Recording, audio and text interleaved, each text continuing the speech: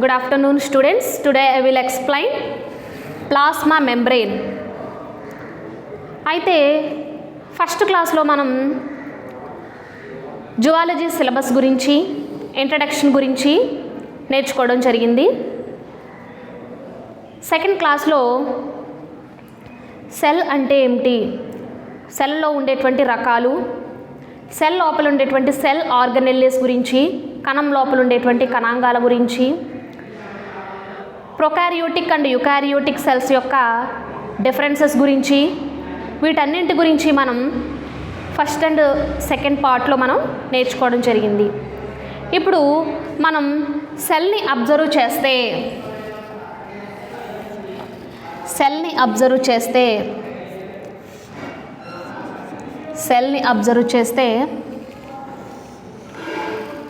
Cell చుట్టూతా plasma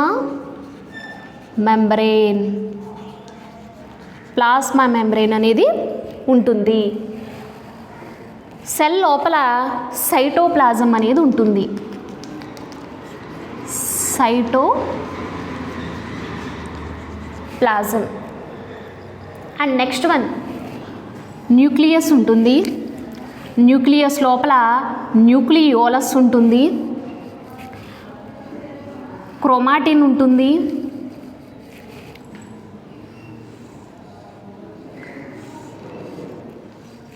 EPR endoplasmic reticulum ఉంటుంది. EPR endoplasmic reticulum,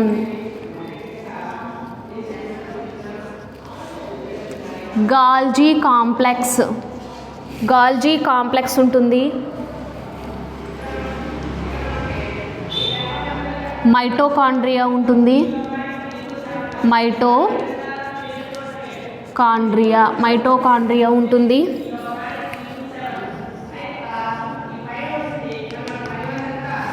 ribosomes ఉంటాయి.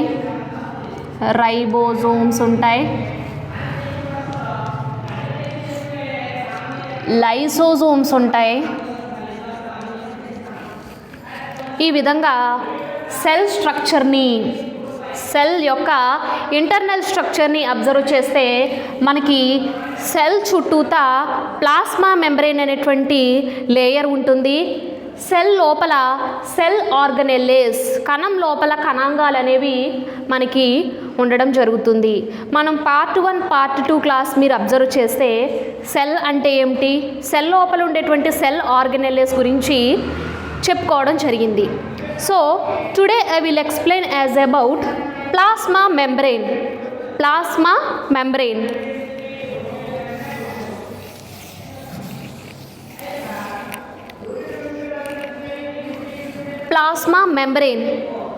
అసలు ఆ ప్లాస్మా మెంబ్రేన్ అంటే సెల్ని తీసుకుంటే సెల్ చుట్టూతా ఉండేటువంటి జీవ పదార్థం, సెల్ చుట్టూతా ఉండేటువంటి సైటోప్లాజం ఒక పలుచని లేయర్ వలె ఫామ్ అవుతుంది, సన్నని లేయర్ వలె ఫామ్ అవుతుంది. దాన్నే ప్లాస్మా మెంబ్రేన్ అంటాం. దీన్నే ప్లాస్మా మెంబ్రేన్ అంటాం. ఈ ప్లాస్మా మెంబ్రేను లోపల ఉండేటువంటి సెల్ ఆర్గనెల్లేస్ని ప్రొటెక్ట్ చేస్తూ ఉంటుంది. అదేవిధంగా ఈ కణంను బాహ్య పరిస్థితుల నుండి వేరు చేస్తూ ఉంటుంది. అలాగే కణంకి కావలసినటువంటి ఫుడ్ని సప్లై చేయడానికి ఈ ప్లాస్మా మెంబ్రేన్ అనేది యూజ్ అవుతూ ఉంటుంది. సో ప్లాస్మా మెంబ్రేన్ అంటే ఏంటో నేర్చుకున్నాం. అయితే కొంతమంది సైంటిస్టులు, శాస్త్రవేత్తలు ఈ ప్లాస్మా మెంబ్రేన్లో కొన్ని మెథడ్స్ని, కొన్ని మోడల్స్ని యూజ్ చేయడం జరిగింది. ఆ మోడల్స్ ఏంటి అంటే 3 models. First one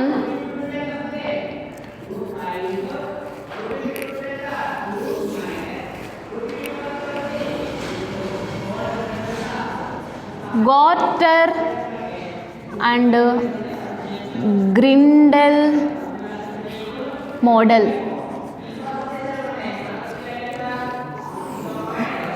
Second one, Robertson model. Garter and Grindle, Robertson. Third one, fluid mosaic model.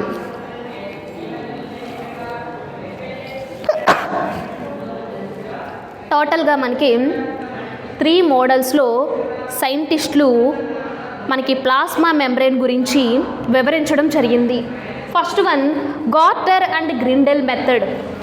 ఈ మోడల్లో ఈ గార్టర్ గ్రిండెల్ అనేటువంటి ఇద్దరు సైంటిస్టులు ప్లాస్మా మెంబ్రేన్ అనేది ప్రోటీన్స్తోనూ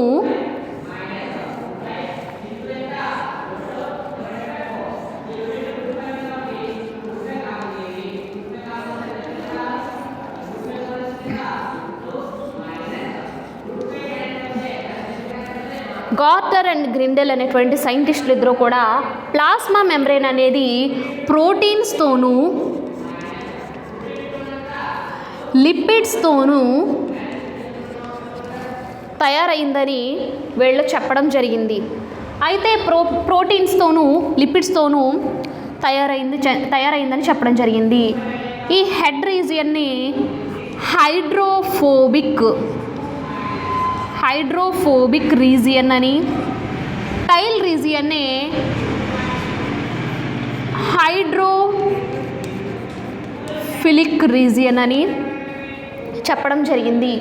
హైడ్రోఫోబిక్ ఎండ్స్ అనేవి బయటకి, హైడ్రోఫిలిక్ అనేటువంటి ఎండ్స్ లోపలికి ఉండడం జరిగింది.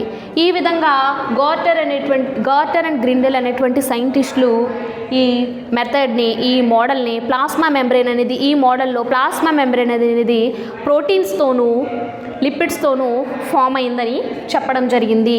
Next one Robertson model. ఈ మోడల్లో వీళ్ళు కూడా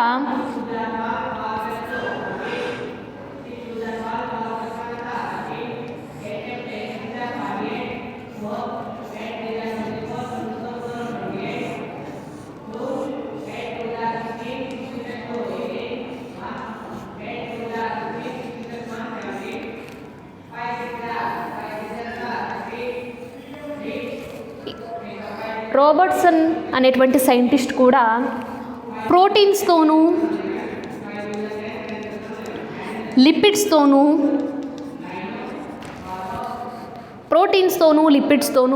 ప్లాస్మా మెంబ్రేన్ అనేది ఫామ్ అయిందని వీళ్ళు కూడా చెప్పడం జరిగింది.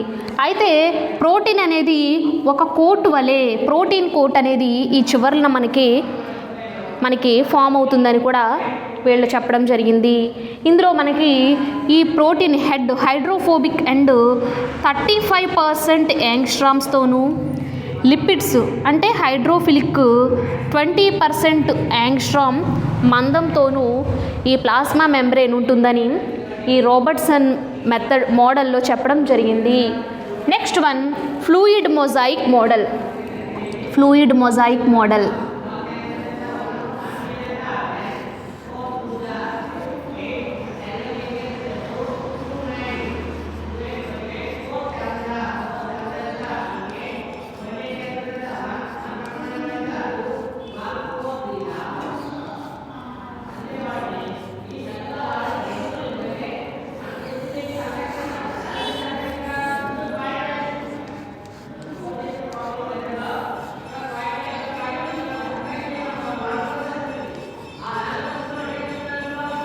ఫ్లూయిడ్ మొజాయిక్ మోడల్లో ఈ JL Nicholson and SJ singer అనేటువంటి సైంటిస్టులు, నికోల్సన్ అండ్ సింగర్ అనేటువంటి సైంటిస్టులు ఇద్దరు కూడా Nicholson and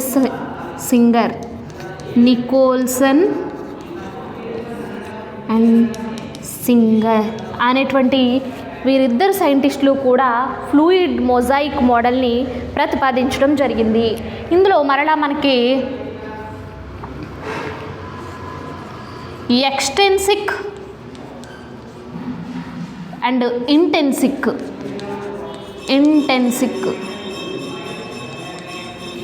extrinsic proteins and intrinsic proteins ఉంటాయని, ఎక్స్టెన్సిక్ ప్రోటీన్స్ అనేవి బయటికి తీయడానికి మనకి వీలుగా ఉండదు, ఎందుకంటే లోపల మనకి చొచ్చుకుపోయి ఉన్నాయి కాబట్టి బయటకు తీయడానికి మనకి ఎక్స్టెన్సిక్ ప్రోటీన్స్ని బయటకు తీయడానికి మనకి వీలు కుదరదు.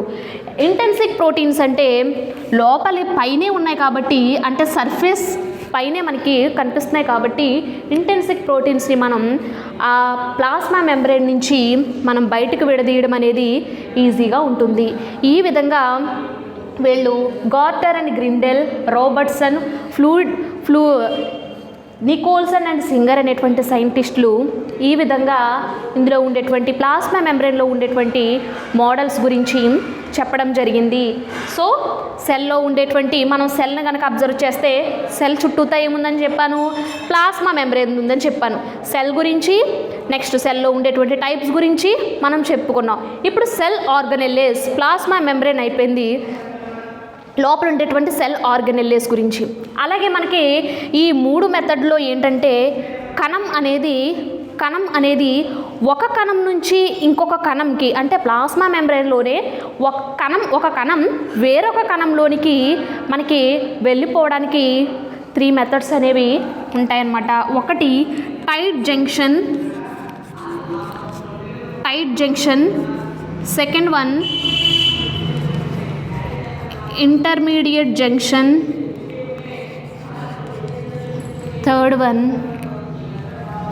టైట్ జంక్షన్, ఇంటర్మీడియట్ జంక్షన్,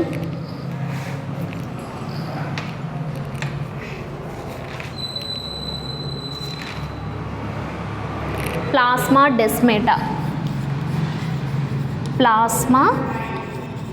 డెస్మేటా అంటే ఒక కణం ఇంకొక కణంలోనికి మనకి ఈ కణంలో ఉండేటువంటి సెల్ ఆర్గనెల్లేస్ అనేవి ఇంకొక కణంలోకి ట్రాన్స్పోర్ట్ అవుతూ ఉంటాయి.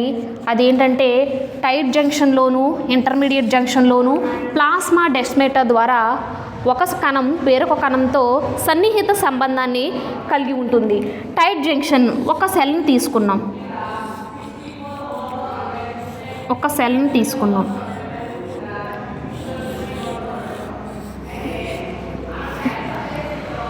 ఒక కణం వేరొక కణంతో సన్నిహిత సంబంధాన్ని దగ్గరగా చేరి సన్నిహిత సంబంధాన్ని ఏర్పరచుకుంటుంది. మధ్యలో మనకి టైట్ జంక్షన్ అనేది ఫామ్ అవుతుంది. Next one intermediate junction. మనం ఒక సెల్ని కనుక తీసుకుంటే ఈ సెల్లో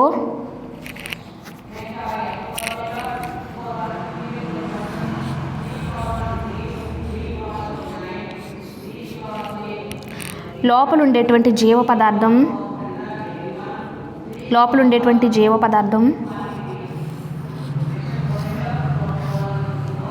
ఒక సెల్ నుంచి ఇంకొక సెల్కి లోపల ఉండేటువంటి జీవ పదార్థం సెల్ ఆర్గనెల్లేస్ అనేవి దారపు పోగుల వంటి నిర్మాణాలతో ఏర్పడితే దాన్ని ఇంటర్మీడియట్ జంక్షన్ అంటాము. ప్లాస్మా డెస్మేటా ఒక కణం వేరొక కణంతో డెస్మోజోమ్స్ అనేటువంటి వాటి ద్వారా ఒక కణం ఇంకొక కణంతో సన్నిహిత సంబంధాన్ని కలిగి ఉంటే దాన్ని ప్లాస్మా డెస్మేటా అంటారు.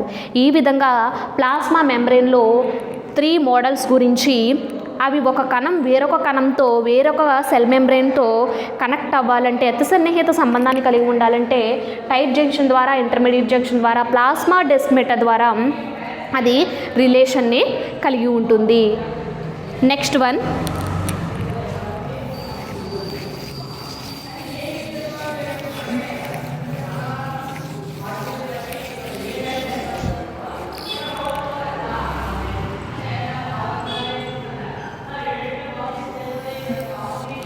మనం సెల్ని అబ్జర్వ్ చేస్తే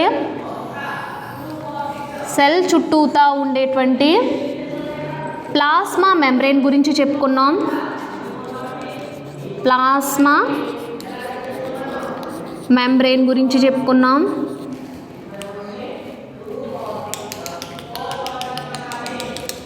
లోపల ఉండేటువంటి సెల్ ఆర్గనెల్లేస్ కణాంగాల గురించి చెప్పుకుందాం. న్యూక్లియస్,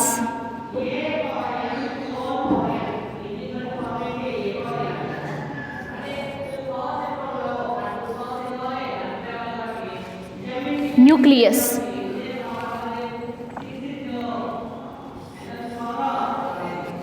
న్యూక్లియస్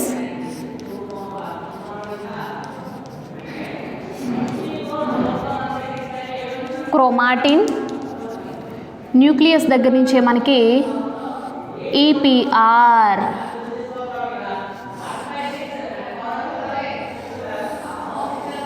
ఈపీఆర్ అనేది ఫామ్ అవుతుంది. మైటోకాండ్రియా,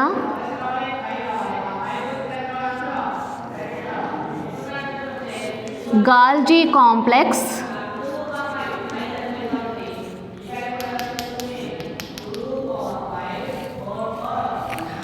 రైబోజోమ్స్, లైసోజోమ్స్ మనం చదువుకుంటాం. అయితే సెల్ ఆర్గనెల్లెస్లో ఉండేటువంటి న్యూక్లియస్ గురించి అబ్జర్వ్ చేస్తే న్యూక్లియస్ని మనం అబ్జర్వ్ చేస్తే ఈ న్యూక్లియస్ అనేటువంటి సెల్లో న్యూక్లియస్ ఉందని మనకి యాంటోనీ వాన్ ల్యూవెన్ హాక్ అనేటువంటి సైంటిస్టు చెప్పడం జరిగింది. న్యూక్లియస్ అనేది కణంలో న్యూక్లియస్ అనేది ఉందని యాంటోనీ ల్యూవెన్ హాక్ అనేటువంటి సైంటిస్టు చెప్పడం జరిగింది. అయితే న్యూక్లియస్ లోపల ఉండేటువంటి కేంద్రకము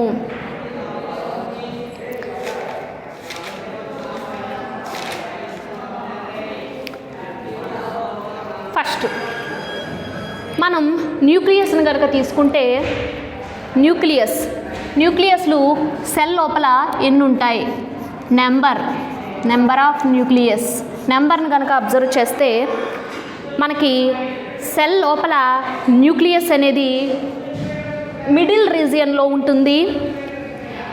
ఇప్పుడు నంబర్స్ని కనుక కణంలో ఉండేటువంటి కేంద్రకాలని అబ్జర్వ్ చేస్తే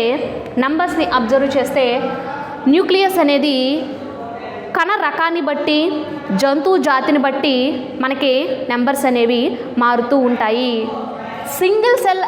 సింగిల్ న్యూక్లియస్ అయితే దాన్ని సింగిల్ న్యూక్లియేట్ అని, యూని న్యూక్లియేట్ అని, ఒక న్యూక్లియస్ ఉంటే యూని న్యూక్లియేట్ అని, 2 ఉంటే బై న్యూక్లియేట్ అని, 3 అంతకన్నా ఎక్కువ ఉంటే పాలీ న్యూక్లియేట్ అని పిలవడం జరుగుతుంది. నంబర్స్ కణం లోపల ఉండేటువంటి కేంద్రకం గురించి చెప్పుకున్నప్పుడు ఈ కేంద్రకం అనేది కణ రకాన్ని బట్టి జంతు జాతిని బట్టి మారుతూ ఉంటుంది. ఒక కేంద్రకం ఉంటే యూని న్యూక్లియేట్ అని, 2 కేంద్రకాలు ఉంటే బై న్యూక్లియేట్ అని, 2 అంతకన్నా ఎక్కువ కేంద్రకాలు ఉంటే పాలీ న్యూక్లియేట్ అని చెప్పుకోవడం జరుగుతుంది. Next one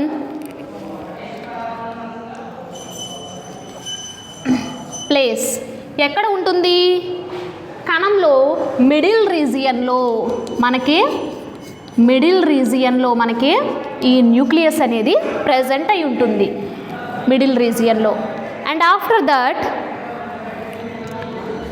structure or shape రౌండ్గా కానీ ఓవెల్ షేప్లో కానీ దీర్ఘ వర్తులాకారంగా కానీ మనకి న్యూక్లియస్ యొక్క స్ట్రక్చర్ అనేది మనకి కనిపిస్తూ ఉంటుంది. Next one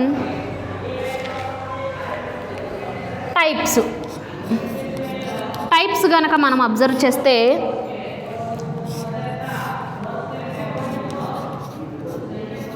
ప్రొకారియాన్ and eukaryon. Prokaryon nucleus and eukaryon nucleus. Prokaryon న్యూక్లియస్లో మనకి ప్లాస్మా త్వచం అనేది ఉండదు. యూకారియోట్స్లో మనకి ప్లాస్మా త్వచం అనేది ప్రజెంట్ అయి ఉంటుంది. నెక్స్ట్ వన్ ఈ విధంగా మనకి న్యూక్లియస్ అనేది లోపల ప్రజెంట్ అయి ఉంటుంది. నెక్స్ట్ వన్ న్యూక్లియస్ లోపల ఏముంది? Chromatin. Next one chromatin. Chromatin. Nucleus లోపల ఒక వల వలె అల్లుకుని ఉండేటువంటి నిర్మాణాన్ని క్రోమాటిన్ అంటాము.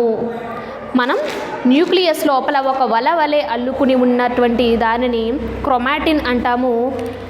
ఈ క్రోమాటిన్ అనేది కణం డివిజన్స్ జరిగినప్పుడు ఈ క్రోమాటిన్ అనేటువంటిది క్రోమోజోమ్ కింద కన్వర్ట్ అవుతుంది. క్రోమోజోమ్స్ కింద కన్వర్ట్ అవ్వడం జరుగుతుంది. అంటే న్యూక్లియస్ని తీసుకుంటే న్యూక్లియస్ లోపల మనకి క్రోమాటిన్ అనేటువంటి నిర్మాణం ఉంటుంది. ఈ క్రోమాటిన్ మరలా మనకి క్రోమోజోమ్స్ కింద మనకి కన్వర్ట్ అవుతుంది. క్రోమోజోమ్స్లో మరలా మనం సెంట్రోమియర్ అండ్ క్రోమాటిడ్స్ అంటే ఏంటి? క్రోమాటిన్లో మనకి క్రోమాటిన్ అనేటువంటి పదార్థం ఉంటుంది కాబట్టి మనకి ఇది విభజనలు అంటే డివిజన్స్ జరిగేటప్పుడు క్రోమాటిన్ అనేది క్రోమోజోమ్స్ కింద కన్వర్ట్ అవ్వడం జరుగుతుంది. క్రోమాటిన్ మరలా రెండు రకాలుగా ఉంటుంది. హెటిరోక్రోమాటిన్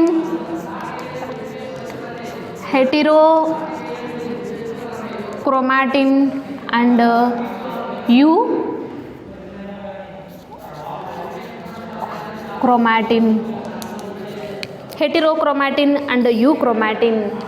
హెటిరోక్రోమాటిన్ అంటే న్యూక్లియస్ లోపల క్రోమాటిన్ అనేది చాలా థిక్గా ఉంటే దళసరిగా ఉండేటువంటి క్రోమాటిన్ను హెటిరోక్రోమాటిన్ అంటాము. థిన్గా ఉండేటువంటి పలుచుగా ఉండేటువంటి క్రోమాటిన్ను యూక్రోమాటిన్ అంటాము. అదేవిధంగా హెటిరోక్రోమాటిన్లో ఆర్ఎన్ఏ అనేది తక్కువగా ఉంటుంది, డిఎన్ఏ అనేది ఎక్కువగా ఉంటుంది. ఆర్ఎన్ఏ లో కంటెంట్లో ఉంటుంది, డిఎన్ఏ హైగా ఉంటుంది. ఇక్కడ యూకారియోట్స్కి వచ్చేసరికి డిఎన్ఏ అనేది హైగా ఉంటుంది, ఆర్ఎన్ఏ అనేది మనకి తక్కువగా ఉండడం జరుగుతుంది. ఈ విధంగా మనం క్రోమాటిన్లో ఈ విధంగా క్రోమాటిన్ని మనం అబ్జర్వ్ చేయొచ్చు. అండ్ ఆఫ్టర్ దట్ న్యూక్లియస్ నుంచి మళ్ళీ మనకి ఏం ఫామ్ అవుతుంది? ఈపీఆర్ ఎండోప్లాస్మిక్ రెటిక్యులం ఫామ్ అవుతుంది. న్యూక్లియస్ నుంచి మనకి ఎండోప్లాస్మిక్ రెటిక్యులం ఈపీఆర్ ఎండోప్లాస్మిక్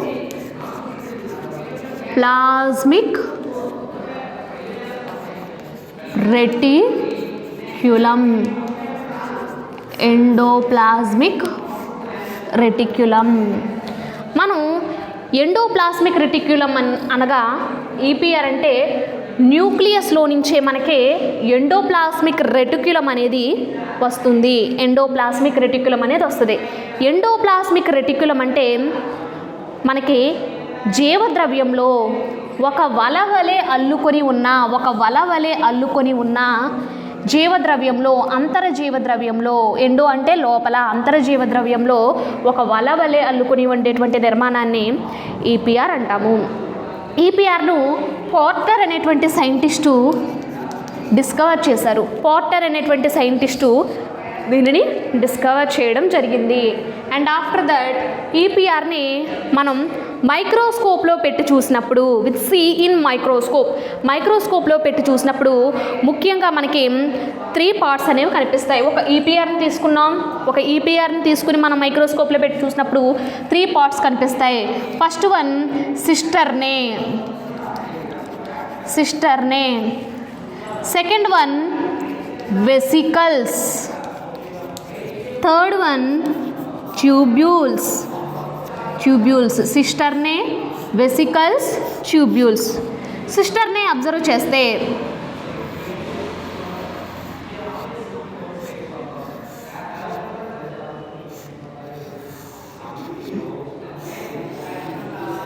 సిస్టర్నే కనుక అబ్జర్వ్ చేస్తే మనకి మనకి సన్నగా పొడవుగా ఉండేటువంటి నిర్మాణాన్ని సిస్టర్నే అంటాము. వెసికల్స్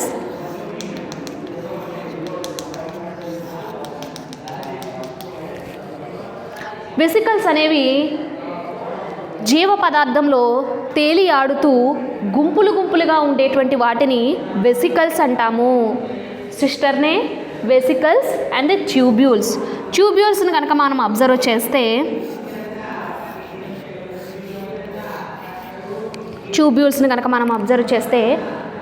సన్నని గొట్టం మాదిరిగా శాఖలు కలిగినటువంటి నిర్మాణాన్ని కలిగి ఒకదానితో ఒకటి అతుక్కుపోయి ఉండేటువంటి నిర్మాణాన్ని ట్యూబ్యూల్స్ అంటాము.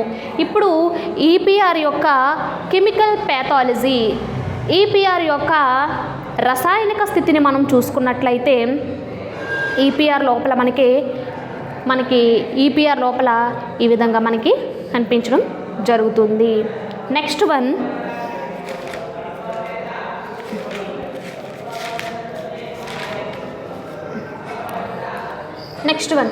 ఈపీఆర్ని మనం అబ్జర్వ్ చేస్తే రెండు రకాలుగా ఉంటుంది.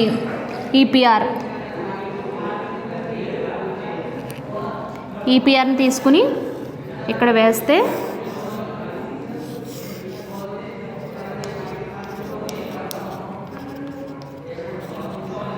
Smooth EPR, rough EPR. మనం ఈపీఆర్ను తీసుకుని మనం అబ్జర్వ్ చేస్తే మైక్రోస్కోప్లో అబ్జర్వ్ చేస్తే ఇలా స్మూత్ ఈపీఆర్, రఫ్ ఈపీఆర్ కింద కన్వర్ట్ అయి ఉంటుంది. అయితే స్మూత్ ఈపీఆర్ అంటే రైబోజోమ్ వంటి రేణువులు మనకి దీని యొక్క సర్ఫేస్ మీద మనకి ఎక్కడా కనిపించవు. దాన్ని స్మూత్ ఈపీఆర్ అంటారు. పట్టుకోవడానికి స్మూత్గా మనకి ఉంటుంది.